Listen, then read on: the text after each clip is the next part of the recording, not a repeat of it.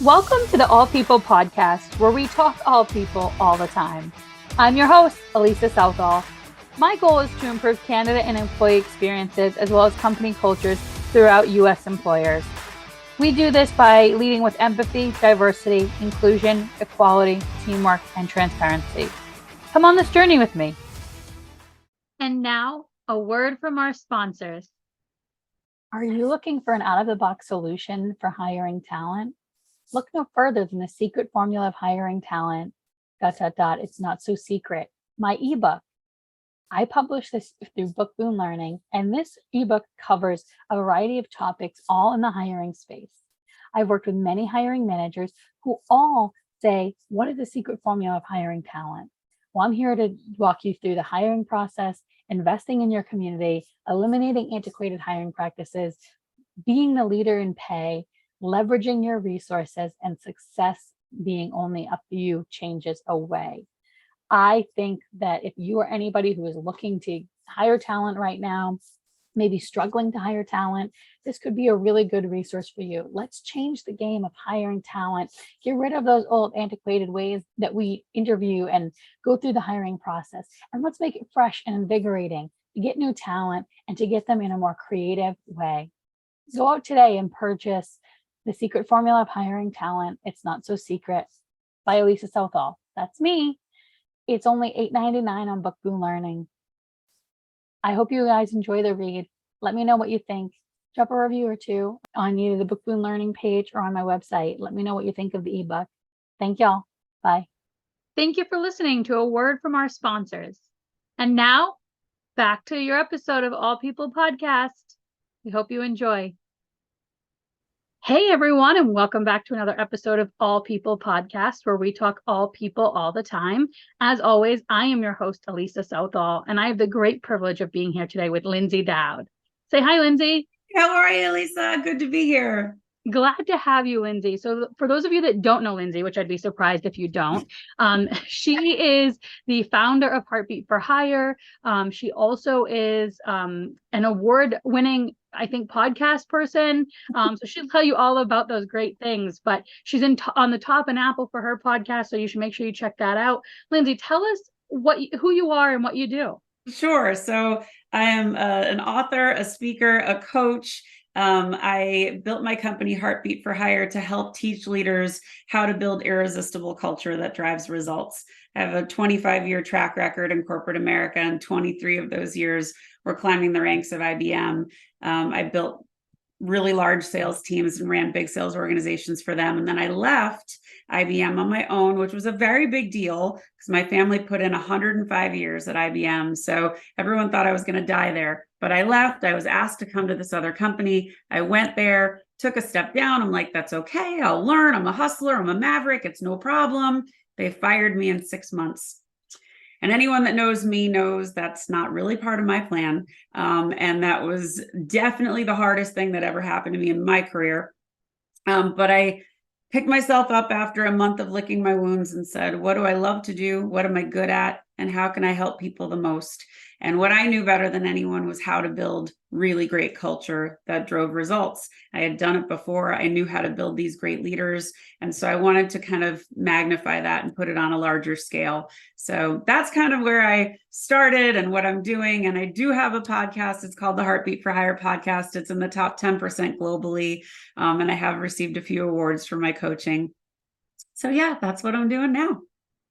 Excellent. So I want to just start off by saying, when you started your company Heartbeat for Hire, what did you see that could be done better in sales culture or in culture in general to make the improvements that need to be made for the time we're in? Such a good question, because I think the biggest thing that I see is right now there's this great craving and great conversation around being a vulnerable and authentic leader. And I love that.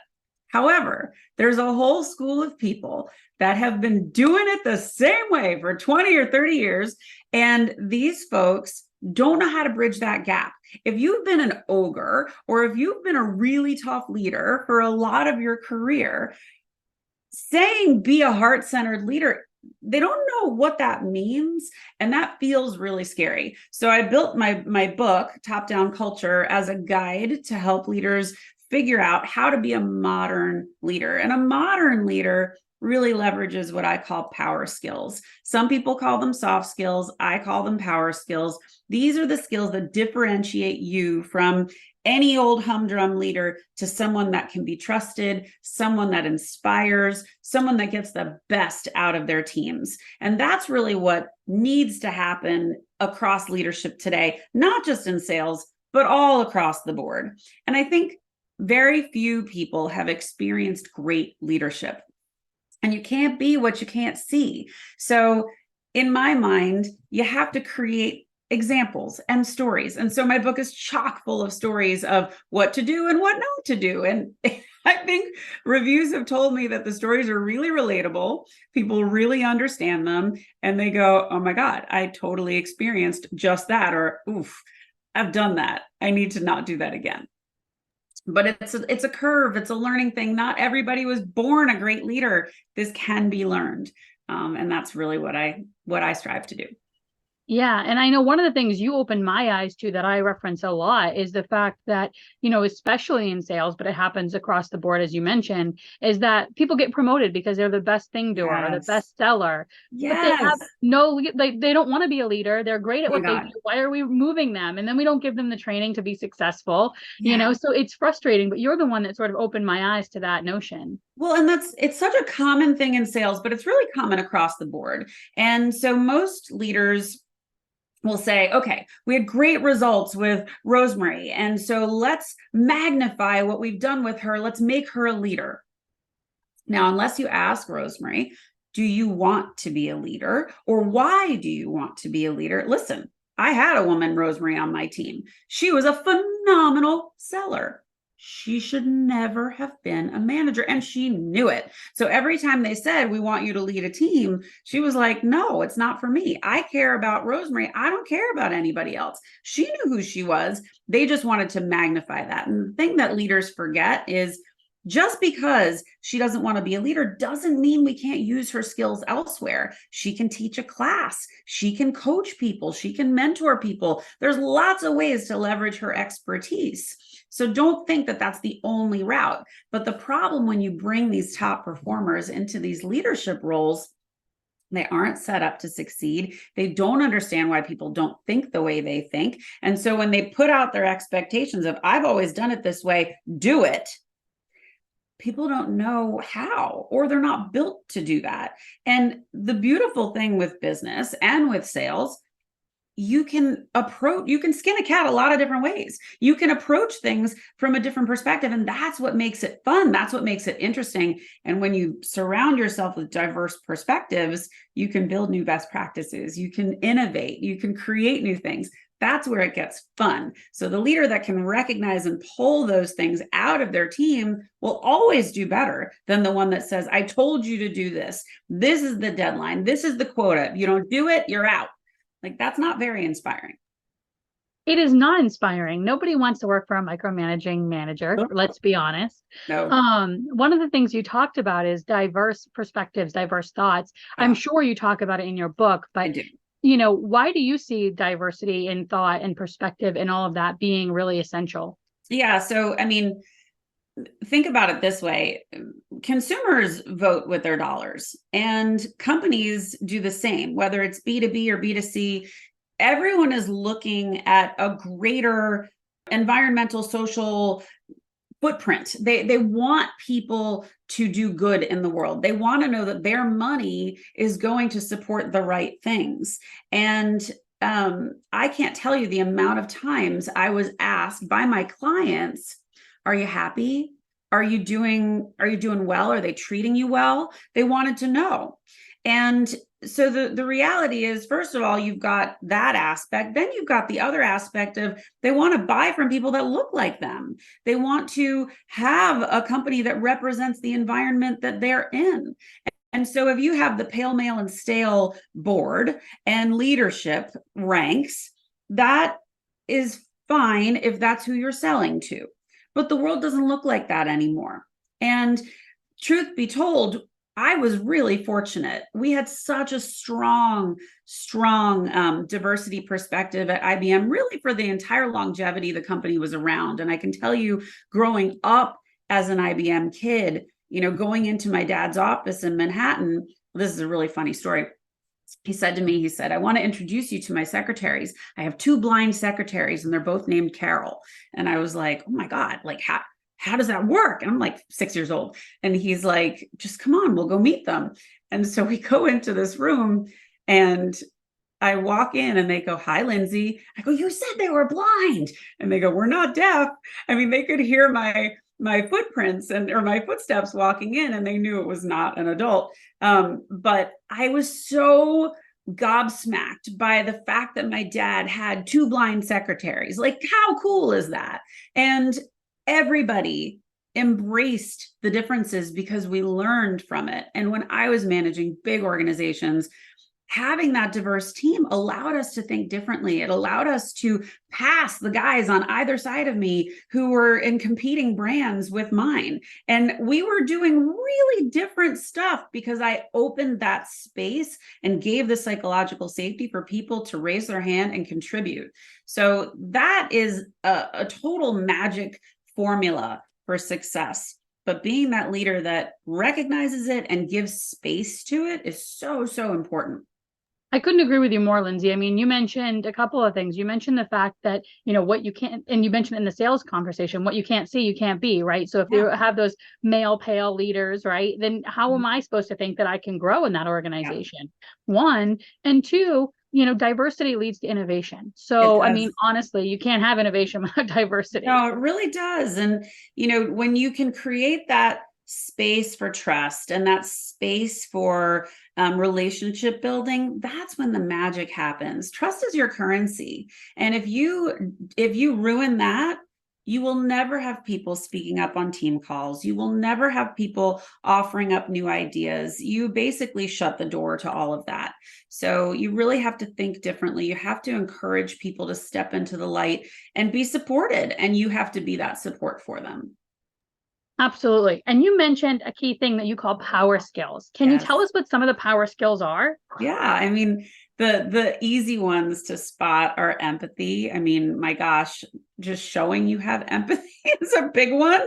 But when you think of soft skills, so if you make the time for the one-on-ones, and you don't just have the one-on-one, if you say, hey, Elisa, how are things going for you? What's going on with your family? Do you have a partner? Do you have a pet? God damn it, write down the names of the pets and the partners so you don't forget. Because the next time you go and you say, hey, how's George? No, I'm with Georgina. Like, you're going to feel like an ass. So you really want to invest in your people, get to know them. And when you really take the time to understand how you can be the best leader for them, you're going to see all kinds of beautiful things happen. So listening is a power skill. I think it's really underrated. People say, oh, I'm a great listener. Well, you haven't stopped talking. So how can you possibly be a great listener? And I think that's a key sales skill, but really reading the room, understanding your audience, asking questions, and staying curious. I think the curious leaders are the ones that are the best because they know they don't have all the answers. And you know what? No leader does. And for that matter, anyone that comes into a new job, you couldn't possibly know everything. And if you do, you're deeply overqualified, but nobody knows everything. And when you give new leaders that grace as an employee, and here's a tip I always give, if you get a new leader, reach out to them, welcome them, offer to help, tell them the political landscape. They don't have to be your best friend, but you know what? You created an opportunity for them to trust you, and trust goes both ways. So that's a really key thing. And I will tell you, the leaders that I did that with, they're still getting Christmas cards from me to this day. We're still very good friends. We still go to each other's homes. I know their kids. Like, that just changes the dynamic. And when you can have a friend and a leader, they can really advocate for you. It's really cool. Absolutely. And I even take it, one step further on that too, and say, tell them how you prefer to be communicated to. Tell them, ask them how they would like to be communicated to. Because that was my biggest pet peeve, is I had a leader who, I'd send her a Skype message or a text message, and she'd be like, I didn't get that. Send me an email. I'm like, but you don't answer your emails. And so it was frustrating because I'm like, the way that I communicated wasn't as effective for her. So we didn't ever have that conversation. But it's like, had we had that conversation, we would have been like, okay, I know how to best communicate with you in these types of situations. Yeah. If it's an emergency, calling you on the phone is better, right? Whatever the case is, so we can build a rapport with each other. I do think asking those questions are really important. And when you're taking the time to have those one-on-ones, every sales leader is going to have a forecast call, no question. But you also have to make time for those one-on-ones for the check-ins. And those conversations are about communication. They're also about career aspirations. They're about, what do you do really well? What do you love to do? Oh, you're in analytics? Listen, I've got an analytics job I've got to do. I suck at it. Do you want to take point on it? And we'll work on it together. I'd love to give you a chance to shine. Any leader that says that and says, I've got your back, those people are always going to go above and beyond for them. So it's really important that you make that time for one-on-ones. And hey, if you're a leader and you say you don't have time for that, you shouldn't be a leader. It's that simple. 100%. So you also, in your book, you talk about a lot of things, but on your podcast, you have a lot of different guests. I know that it's not even just people in leadership. You have Olympians, you have all these types of people. So what inspires you to pick the people in your podcast that you bring forward? Yeah, so my podcast is chock full of amazing folks. It's Olympians, it's CEOs, it's world champion athletes, Emmy-winning journalists, disruptors, people that are the best of the best at their game. And my goal with the podcast was really to illustrate, like I tell a lot of stories, but to illustrate these moments of resilience. Almost all of my guests have had some serious major struggle in their life that has forced a pivot or forced some change or some growth or a new direction. And it's how they climbed out of whatever that was, but it's also a lot of lessons on leadership and culture. So it's my lens of leadership and culture with their stories of resilience. And I really do find that these stories, A, they're very inspirational, but B, there's so many lessons in what they're explaining. So that's really what I strive to accomplish with my podcast. And they air every Wednesday. They're on YouTube and they're on all the audio platforms, so you can watch it. Now Spotify, you can watch it. Pretty soon, something else I'm trying to figure out, you can watch it. And then it's, of course, available for audio download. But yeah, the guests have been phenomenal. I think we're up to episode 63 this week. So we've been trucking along for a little over a year, and it's top 10% globally. So I'm proud of that. That's awesome. You should be really proud of that. And, to your point about resiliency, I think particularly right now where there's a lot of layoffs happening, people need to hear those stories of resiliency. They need to see, I can pull myself up from whatever has happened to me. Yeah. And here's some proof. Here's some living evidence. It may not be somebody else who was laid off, but they faced a challenging time, but you can relate. I mean, one of my favorite guests that I had is my friend Siri Lindley, and she was early on in my podcast journey. So I wasn't that good, but she was amazing. And she's one of Tony Robbins' favorite speakers, but her story was, she was in the depths of depression. She was at Brown at college, and she was deep in OCD, very, very, really struggling mentally, and found herself watching a triathlon one day. And she was like, beyond inspired. She goes, I'm going to do that. And Siri didn't know how to swim, but in 6 years, she became a world champion. That is a story right there. So, I encourage anyone to listen to that episode. If you think you can't do something, go listen to that. There are so many examples just like hers that are all throughout the podcast. So I hope people find it, and I hope they find it really valuable. I love the stories. I love my guests. So it's just such a delight to be able to do it. Well, thank you for sharing that. And in terms of transforming culture, because you talk about it, your book talks about it, what are some, top maybe one or two things that you would, have leaders start with if they are trying to transform their culture? Yeah, the first question that I ask every leader to ask their teams is, how can I be the best leader for you? And that is such a simple but humbling question to ask. And I know because I've asked it myself. And when you ask, you are going to get vastly different answers from everyone you ask. Some people are going to say, I really need more coaching. Some people are going to say, I think I'm in the wrong job. I don't think this is what I want to do. Some people are going to say, get the hell out of my way. I just need an escalation point. But whatever that is, you're going to be in a better position to support them. And the real kicker, when you can get all of your leaders doing this, then you at the top, the CEO, the president, the board, you can tap any leader on the shoulder and say, what's going on with your team? And they're going to know. And they're going to be able to tell you, actually, I've got 2 flight risks. I've got 3 people that need promotions. I've got 1 person that is totally lost, and I need more training for them. That is such a powerful leadership moment. And to be asked that question means, wow, you're thinking of me. Okay. I don't know what my answer is, but I'll get back to you the next time and I'll have something to share. So it breaks the walls down. It creates opportunity for trust, and trust is critical. Trust and psychological safety go hand in hand. If you've been constantly yelling at your team, or worse, standing on a table and throwing a temper tantrum, or embarrassing people, because I've seen it all, embarrassing people publicly, no one will ever trust you, ever. Now, if you've been that leader and you need to come back to where everyone is asking leaders to go now, me especially, you have to figure out, how do you course correct? How do you figure out a way out of that tainted, horrible, gross thing you were? And what you're going to have to do is talk to your team and say, hey guys, I've been doing it wrong. I've been taking some leadership classes, or I've hired a coach, and I made some mistakes, but I'm going to do better. And I'm going to ask for some grace while I figure this out. But I'm going to be asking you some questions you haven't heard before. And I just ask you to be patient with me. I'm not going to get it all right, but I'm going to try. Now, if some leader says that to me, first of all, I think it's pretty great that they recognize that they have room for improvement and that they want to improve. Going on being a jerk of a leader, anyone can do.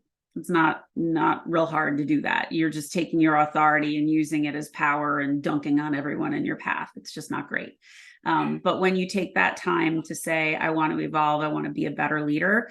I mean, Elisa, I have so many friends who have evolved from that crappy leader to brilliant leaders. And they all tell me, you would have hated me when I was like that, but now we can be friends. And everyone's a work in progress. You don't always get it right. And, I'm a mom of teenage twins.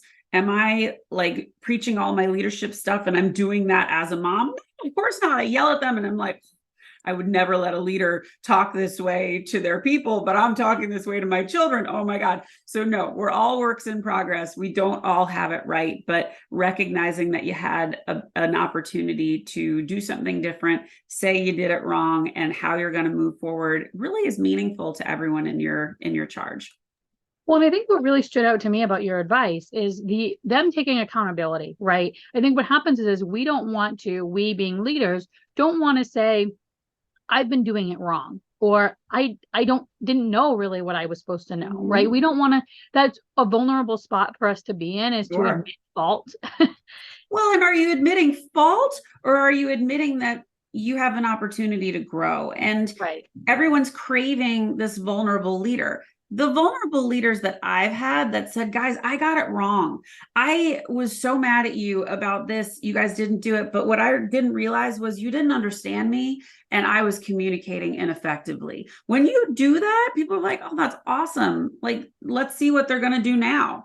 And it's not a ding on your prowess or your experience. It's, I appreciated that she fell on her sword. Like, that's cool. Well, and I feel like that for me resonated because I grew up, my mom was always like, you own your mistakes, right? If you did something, right, you're going to say, I made a mistake. It's okay. Here's how I've course corrected, right? And then come up with a solution. And I always did that in my work, right? Working in HR, I was, I had managers I reported to, and there was more often times that I pissed somebody off along the way. And I would go to my manager. I'm like, you're going to hear from so-and-so. I said this is what, this is what they thought. Right. And I had those conversations because I'm like, I already know if I've done something that people aren't going to accept or that was wrong. And I want to own that. And now a word from our sponsors. Diversity, empathy, equality, inclusion, teamwork, and transparency. Those are words that mean something to me, and I hope they mean something to you. Those are 6 values that a people partner lives by every single day.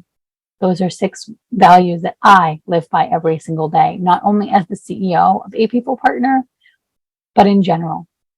If you are somebody like me who lives these 6 values every day and wants to share that with the world, I encourage you to purchase a people partner t-shirts. These t-shirts are navy blue, come in a men's cut, and range in size from medium to 2XL. On the front, you will find the diamond-shaped rainbow hearts that we have in our logo. On the back, you will see the 6 values in rainbow colors. These t-shirts are $30 and can be shipped anywhere in the US. If you're outside of the country looking for a shirt, send me a message. If none of these sizes fit for you, let me know and I'll add you on the list for the next order. I hope to see you all in your A People Partner swag and representing those 6 values that mean so much to us. Thank you for your purchase. Thank you for listening to a word from our sponsors. And now, back to your episode of All People Podcast. We hope you enjoy. Yeah, I think apologizing, so many people are afraid to apologize. And I don't get the whole, I'm sorry you feel that way. Because that's not apology, folks. So if you do that, that's not real authentic. That's not real great. And I'm sorry you feel that way is my way of saying I'm not admitting any fault, but you seem sad. That's just rude. So if you hurt somebody, if you offended somebody, I'll tell you a story. Here's me being super vulnerable. I had a friend I met on LinkedIn. We were chatting, having a lovely conversation, and we were talking about leadership. And I said, I once had a leader, and I think he had a disorder. And I said the disorder, and the words came out of my mouth, and I knew I shouldn't have said it. And the guy I was talking to said, well, my son has that. And I felt terrible. And we finished the call and I wrote him a note and I said, I recognized as soon as I said it, it was the wrong thing to say. I am deeply sorry. If you don't want anything to do with me, I understand. I feel terrible. And I'm deeply, deeply sorry for offending you. He wrote back, I'm so glad you apologized. Thank you for recognizing it. I love you even more now. And it was that moment of forgiveness and grace he gave me. He certainly didn't have to. He could have talked to anyone who listened about what a dipshit I was. But he didn't. And he gave me grace because I felt badly. He knew I was remorseful. Now, are you going to put your tail between your legs if you say something bad or you do something bad 30 times a day? No. The apologies are for the big things that you do wrong. Everybody gets annoyed by other people. People are so easily offended. So if someone communicates to you that you've upset them, listen, understand why. It's okay to apologize. It doesn't mean that you're any less of a person because you gave them that moment. I just think that's leaders especially feel like if they apologize, it's an admission of guilt. And we're not in law here right now. Like this is human behavior and we're all trying to figure it out. Yeah, I agree with you. Taking that accountability and saying, listen, I can do better. I can do better for you and I should be doing better for you, right? I mean, it's as simple as that. And one of the things as you were talking that really also popped into my head was when we do things like surveys, which can be good and bad, right? When we give leadership feedback, sometimes those leaders are like, well, that's because you perceive me that way. And they write it off rather than holding a mirror up to themselves and saying, if I'm being perceived this way, maybe I have something I need to do. Right. And I think that that's what also makes a good leader is saying, not just what can I do for you, but what am I doing, especially for those people that are trying to change, right? What am I doing that I could be doing better? Right. And not just to support you, but because you're like, everybody's mad about it. Right. Whatever that thing is. And you know what? Those one-on-ones that we talked about, that's the place to air those grievances. That's the place to say, hey, I'd like to give you some feedback because Lord knows the manager's giving feedback. So I'd like to give you some feedback. And I've done this before when you don't like, I had a manager, I loved her. And she would always ask a question and she would finish it with Lyndsay. And it always made me feel like a child. And I was like, when you do that, it feels super condescending. She goes, oh my God, that's never my intention. I just want you to know I'm talking to you. And I'm like, okay, but that's how it was sounding to me. And she was like, won't happen again. But if I didn't say something, she would have kept right on doing it. And I don't know if it offended anybody else, but it didn't really offend me. I just felt like I was a child.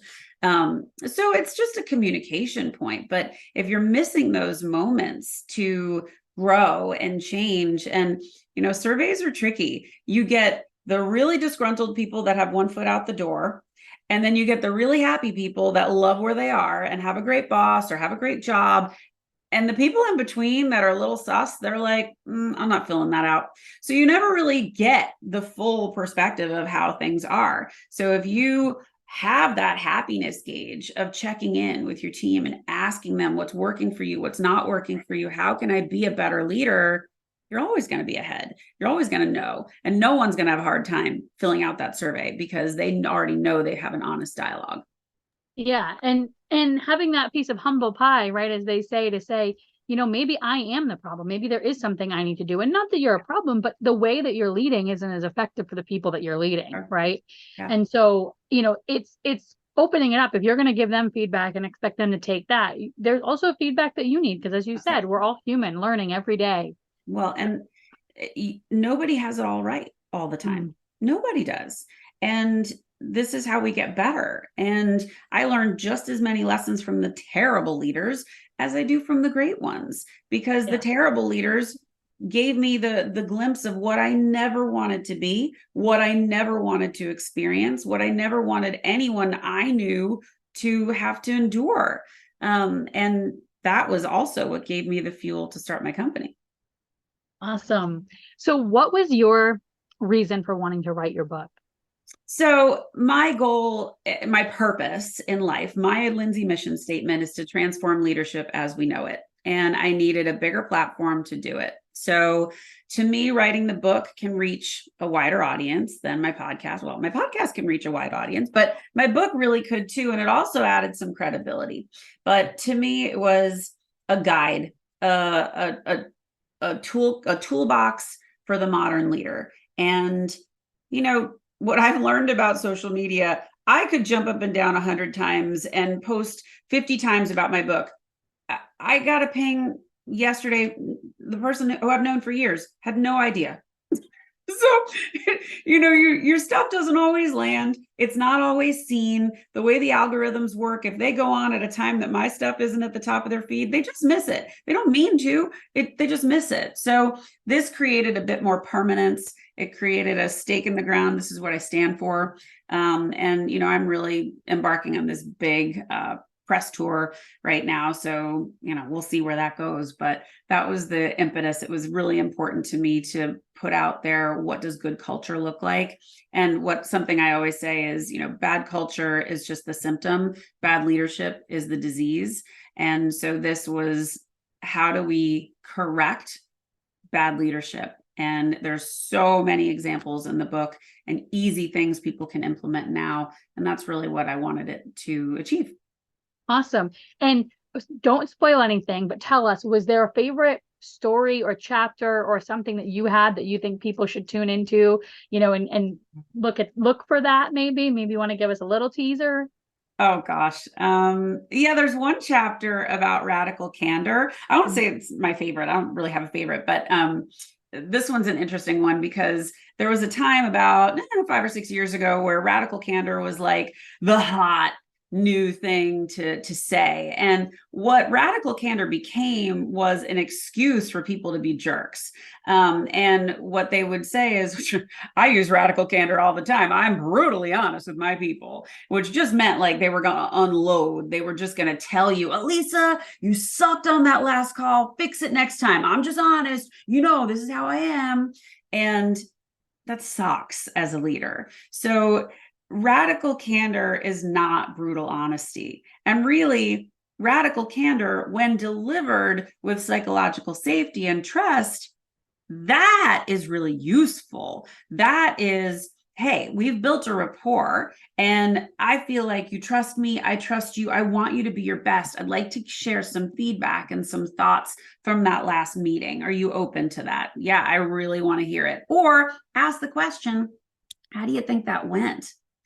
And if that exists, if that honesty and trust exists, they're going to tell you, I think I did this part really well, but I definitely could have improved on that. So there's lots of examples of that. It's just it's a fun concept that I've corrected because I think people were real excited about radical candor. Hey, license to be brutally honest. And that's really not that effective. Not at all. So where, I know you said you're maybe looking at a press tour, but where can people find your book if they want to purchase it? So the best place to go is topdownculture.com. You will get, there's a free gift, and that's the top 10 mistakes leaders make when they're trying to build irresistible culture or results-driven culture. So claim your gift, whether you get the book or not, and that will take you to buy the book. In addition, it's also on Amazon. And so that's an easy place to go check it out. There's also like a sneak peek into the book so you can kind of see what it's about. I can't wait. Speaking of resiliency, you had shared an interesting fact that people may not know about you, and that was that you had a fatal asthma attack, a near fatal asthma attack in 2005.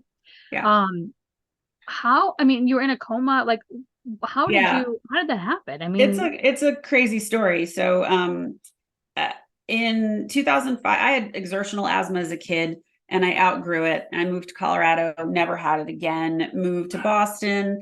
And then one February, it was snowy out. I went to go and scrape the snow off my car. And I was like, oh my God, I feel like I'm having an asthma attack. And I was like a mile away from the hospital. So I drove myself to the hospital. My husband was out of town. And I walked in and they're like, yeah, you're having an asthma attack. And so they gave me albuterol and oxygen. And they were like, you're done. You can go now. Well, that happened 6 more times that year. And the thing with asthma is unless you're on control meds, it just gets worse. And I wasn't on any control meds. I wasn't on any, I was not being diagnosed properly. And so it was a real case of medical neglect. It was bad. And I became very depressed. And I was just extremely, I didn't want to believe that this is how sick I was. But to give you perspective of how sick I was, if I washed my hair, I had to sit down on the floor in my shower. And they say if you use your control meds more than twice a week, you need to change your control meds because they're not doing enough. I was using a nebulizer 3 times a day.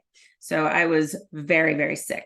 So I was going to see a client in Syracuse, drove my car to Logan, the airport, Boston airport, got my ticket, pulled into my parking spot. And between the time I got the ticket and pulled into my parking spot, I was in a full-blown attack. And I knew I only had enough time to call 911 or to use my nebulizer. I couldn't do both.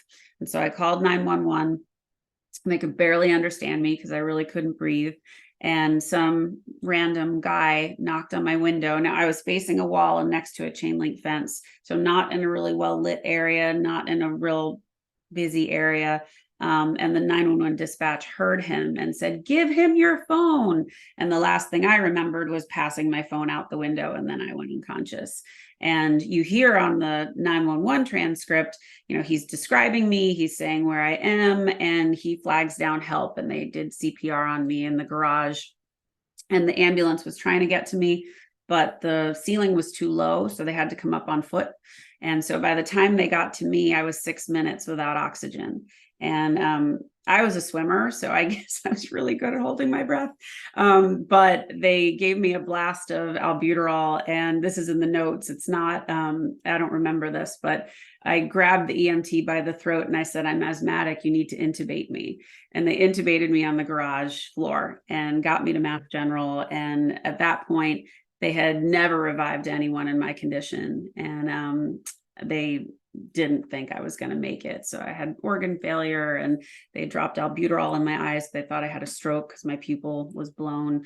But I'd spent a week in a coma. I came out of it mostly intact and ended up being able to have my twins. And yeah, it gives you a really different perspective on life when you come that close to death. So, Well, and it just shows that you were meant to survive, to tell your yep. story to millions of other people who can Yeah. do better and be better with their leadership and their culture. Yeah. Well, I'm glad that you're here. Thank I'm you. glad that you made it through that episode.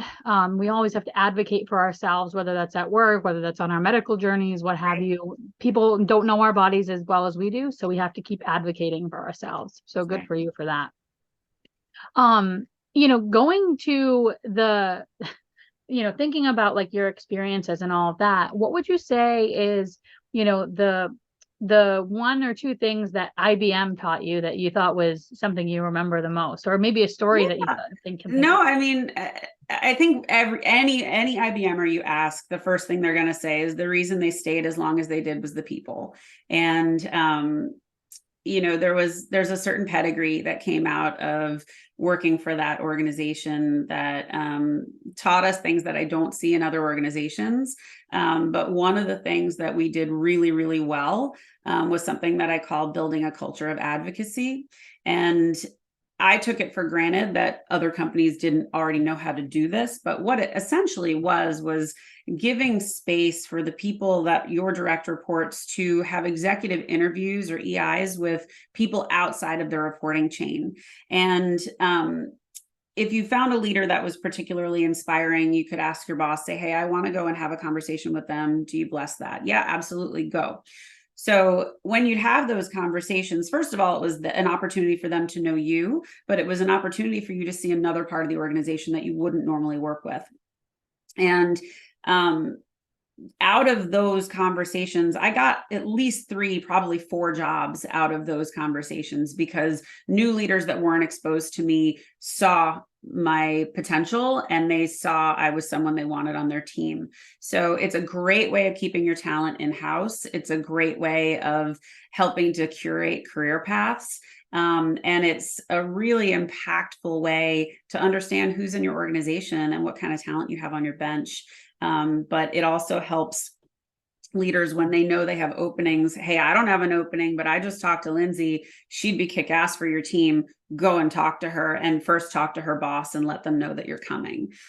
So it was less of a, if I had someone on my team that wanted to leave and wanted to go do something else, I always supported them, even if I thought they weren't ready, because I only wanted people that were on my team that wanted to be there. So everyone knew that. And I had people knocking down my door all the time to say, I want to be on your team. How do I get there? When are you hiring? What open recs do you have? And so if they wanted to go, fine. I had plenty of people that wanted to come and take their place. But creating that opportunity for them to look outside and to support that was really important. But that was something that was really common at IBM and pretty cool. Yeah, I love that because I'm always talking about that in terms of I had an apprenticeship I deployed once, and in the apprenticeship program, they were like, well, we need to put them with people who are in their department. I'm like, no, we don't. We need to put them with people who aren't in their department Yeah. because they learn more that way. They learn how their product impacts the customer service team. They understand the business better. And I said it opens the door for opportunities for both sides. How can they be better innovators on what they're doing if they're not learning somebody else's perspective, right? And so I wish that all companies had that same mindset of like, let's have you meet other people. Let's see what you're interested in and how we can get you fired up about working here. I think also supporting the business resource groups and supporting your teams to be a part of them, that gives you that same opportunity to see other parts of the business because you're not working with everyone on your team. It's people that are from all different walks of life. It's really important. And one of the organizations I got to work from Lotus was acquired by IBM. We had a diversity advisory group and I was on it with executives, with people that were like all over the company. They would never have known me. I would never have known them. I got a bunch of jobs just by being connected with these people. So it really does have an impact to allow for your teams to communicate outside your organization. Yeah, that's awesome. Well, to those people who don't know, I met Lyndsay through Social Saturday on LinkedIn. Yeah. And what was interesting about that is we found out we probably only lived 30 minutes from each other at most. And so I know you are a very strong networker. You believe in the power of networking, and your example shows it, right? You're not just saying network in your organization, network everywhere and anywhere, online, in person, what have you. And so you and I actually did meet up in person. We went to a networking event together. It was super fun to be able to have that experience. But share for people, like, why do you feel networking is valuable, whether it's a job resource or not? I mean, for me, it's it's been such a transformative thing. Coming from IBM, I had this monster network just already included. We at one point in our time we had 400,000 employees. So you talk to someone, you connected on LinkedIn, but we didn't really use LinkedIn. We didn't leverage it. We didn't really know what it was. And then when I was out on my own, I'm like, shoot, I got to create my own network now. I got to find my people. I got to build my company that I keep. And all of my clients come from that. My speaking engagements come from that. I started doing LinkedIn workshops as a result of being out on this platform. And, I love when people reach out to me and say, hey, dude, I'm super inspired by you. Would you do a coffee chat? I would love to. And this is how I find my podcast guests. This is how I build my network. It's how I met my publisher. It's really been incredibly impactful. And, in my personal life, I always say I collect people. I'm that person that will travel somewhere and meet a new best friend. And, this is just the way I live my life. But in business, I never really thought I could do it that way until I was on my own. And now it's just so vital to what I do. And every day I'm on LinkedIn for hours every day. It's, whether it's talking to people, looking at people, setting up a workshop. My partner, Ashley Pereira, and I have a Sell Me Your Story workshop. We met on LinkedIn. We built that together, and it has its own company page. So yeah, it's been hugely, hugely important. And to me, networking and LinkedIn go hand in hand. I'm on all the social platforms except X.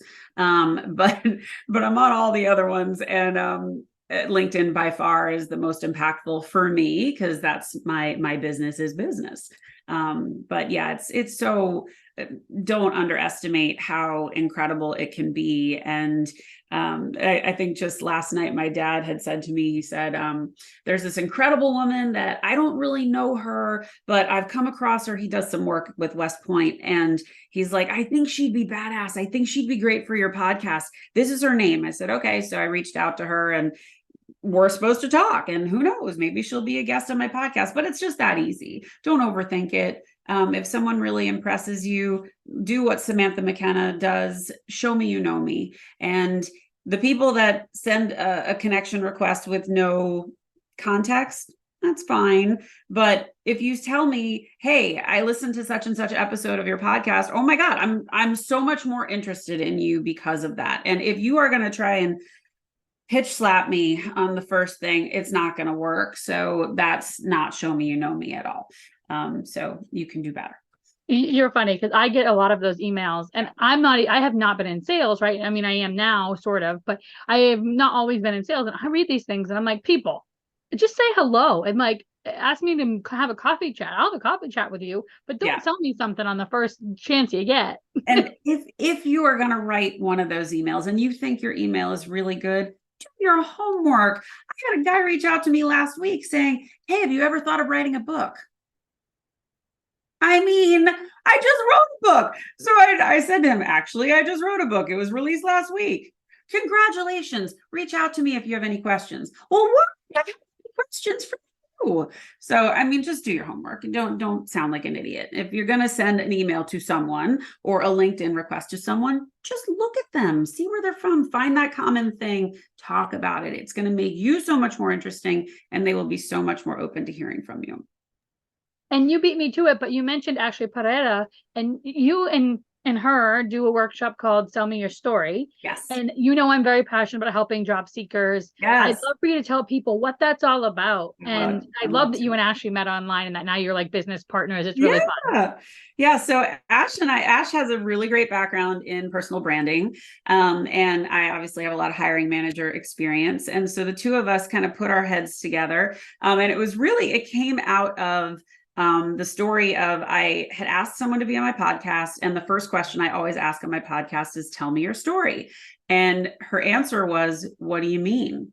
And I'm like, that's my easiest question. What are you talking about? What do I mean? And so the story I wanted her to tell was she was 25 years in corporate America, diagnosed with stage 3 endometrial cancer. Through the throes of the worst treatment of her life, feeling absolutely terrible, she realized she was less stressed going through that than she was in her corporate job. That was the story. So, and it's not, and I said, that's what I wanted you to tell. And she goes, well, I'm so much more than that. Well, honey, we all are, but people need that entree in to get to understand who you are. So I told this story to Ashley and she's like, all right, this is our topic. This is what we're going to do. So we built this course and it's a digital course. Anyone can buy it at any time. But really what we wanted to do was help people articulate who they are and go from not just interesting to irresistible. And so we use that same formula that I use in my podcast. Go to that vulnerable place. Tell that vulnerable moment. It's not about the car crash. It's about the growth out of it. So we have a very building blocks methodology of how to do this. We talk about building your brag book. We talk about building your pros and cons list so you know what kind of jobs you want, what kind of jobs you definitely don't want. And we really do it in a very simplistic way that anyone can understand. We've helped tons and tons of people, and we've helped a bunch of people get jobs. So we're super proud of that. And it's available to anyone at any time. I think it's just $67. It's really not a lot of money, but we kept the cost low because so many people were laid off. We really wanted to affect a lot of change and a lot of people. So yeah, it's great. We'd love people to check it out. And it's at sellmeyourstoryworkshop.com. And you also do a like hone your skills Yes. LinkedIn thing for job seekers as well. And like I said, you and I are very passionate about this, but you know, LinkedIn, as you said, is a great networking tool. Job seekers can schedule networking calls with people in companies, right, to try to get jobs. But also, how do they create a LinkedIn profile that tells their story to a recruiter like that? Alyssa, how many bad profiles do we see? I mean, all the time. And, you know, I learned so much by being connected to some really great people. And I was just like, gosh, nobody is telling anyone in corporate how to use this platform. All these companies are giving you HubSpot material and things that they want you to share. And so they're like, yeah, share all my stuff. But it falls flat because the profile is lackluster. So what do we do to create this brilliant profile that makes people want to stay, makes people want to read more? It's a little bit personal, a lot professional. What kinds of things do you talk about? Don't be too wordy in spots. Save it for the about me section. Like there's so many ways to skin this cat, but I break it down bit by bit from top to bottom. I tell you how to engage, how to build your banner, how to follow the hashtags. So I love doing this. I do it once a month and it's coming up on Wednesday, the 13th. I've got my next one coming up.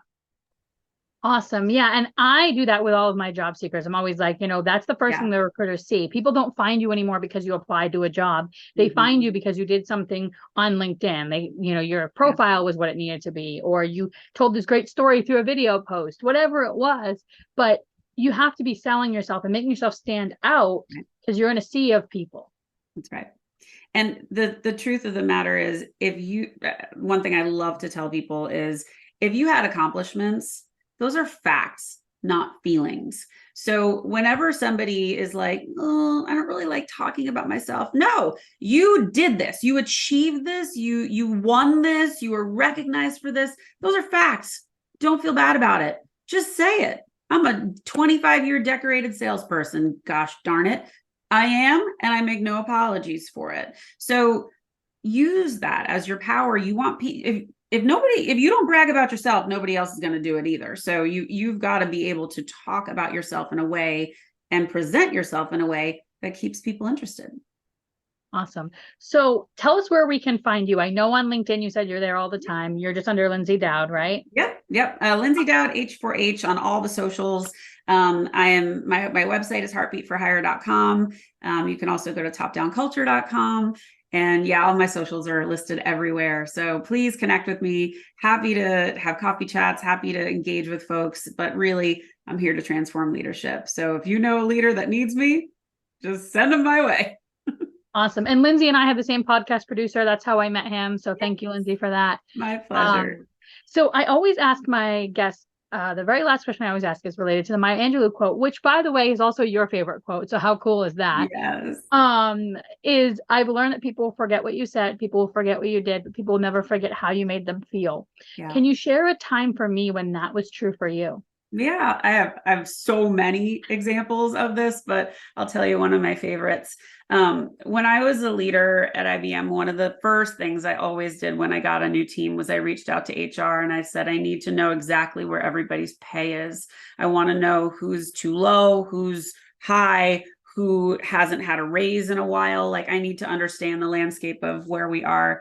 And I had this woman on my team who I adored, and I think she came up through an admin role. So she wasn't on a typical sales track, and she was way low on her pay. And so I went back to HR and I said, this is unacceptable. You need to fix this. And they're like, we can only give her like a 4% bump. I go, nope, try again. And I kept pushing them. And they came back with like a 40% raise or something crazy good. And they're like, but that's the best we can do. I'm like, it's way better than what I thought I was going to get. That's fine. So I got to call her and I said, hey, listen, I just want you to know I fought for you to get you a raise. It was really way overdue and you deserve this a lot sooner. I got it retro a few months as well, but let me tell you, this is what it is. And she starts crying. And I'm like, oh my gosh, what's wrong? She goes, you changed my life. She said, I can now help pay for my son's college because of this. And this, I'll never forget this. And I am so grateful to you and I'll do anything for you. And that's not the response I needed. Of course, I loved it. I just wanted to do right by her. But I created someone super loyal to me who would always stick her neck out and always do the right thing because that's just, we created that kind of rapport. So yeah, it was really wonderful to hear those words. Kudos to you, by the way, for being a manager who advocates for that.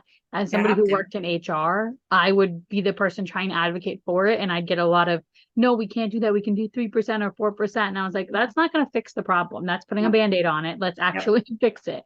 Yeah. And so I'm glad that you were a leader that said, no, this is unacceptable. Try again. Well, I had great advice from a leader that I was reporting to. And she said, when you have that opportunity, that window is open, you fight for as much money as you can possibly get for as many people as you can possibly get, because you never know when that window is going to be open again. And so that just became my normal practice of every team I was on.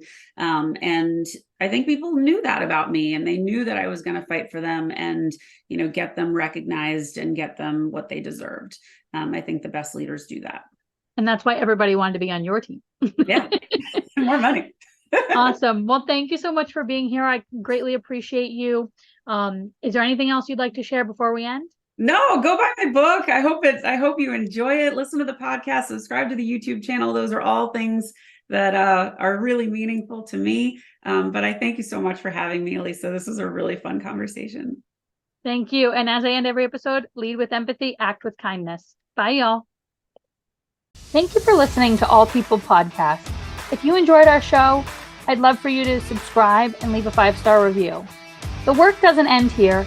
If you want to keep the conversation going, find me on LinkedIn or Facebook, or visit my website, apeoplepartnerllc.com. Lead with empathy and act with kindness. Have a great day.